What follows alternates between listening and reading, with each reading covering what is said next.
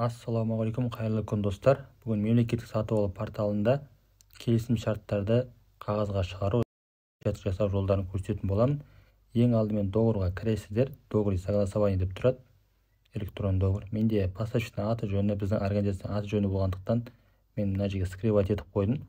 Дәл осы договор согласование ең астына түсесіздер. Ең астында міне print деп тұрады, соған басып жүктеп аласыздар. Егер сіздерде браузер Chrome болса, астыға түседі. Яндекс, Mozilla, басқа да браузерлер болса, сіздер загрузка немесе downloadтан қарап тауып аласыздар. Сонда міне рабочий столда менде тұр, міне 51 регистр деп дәл сол сияқты сақтап алуларыңызға болады. Сол PDF-ті ашқаннан кейін орысша немесе қазақшасы договорда болады. 22 бет. Жоғарғы оң жаққа барған кезде печать батырмасын басып шығарып аласыздар. Сіздер барлық 22 бетті шығармай-ақ, бір жағына қазақша, бір жағына орысшасын шығаруға болады, немесе тек қана қазақшасын шығаруға болады. Өздеріңіз қалай ыңғайлы соны шығарып аласыздар толығымен.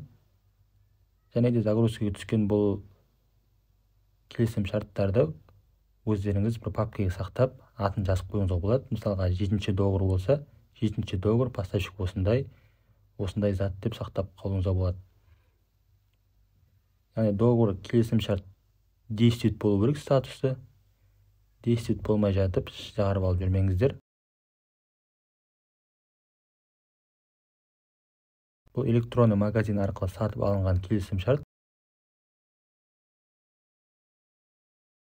Осыны распечатка жасап, договорлардың папкасына тығып қоятын боласыздар. Назарларыңызға көп рахмет.